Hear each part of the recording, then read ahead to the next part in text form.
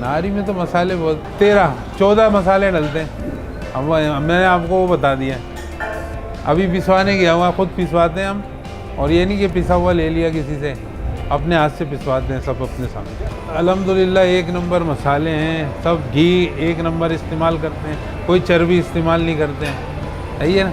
और कोई क्वालिटी पे कंप्रोमाइज़ नहीं है। मसाले जो मसाले हम मंगाते हैं मिसाल के तौर पे 50,000 का, वही मसाला 30,000 में भी आ सकता है, लेकिन नहीं, ये नहीं करा हमने, और शुरू दिन से वो चल रहा है और वही चल रहा है अल्हम्दुलिल्लाह।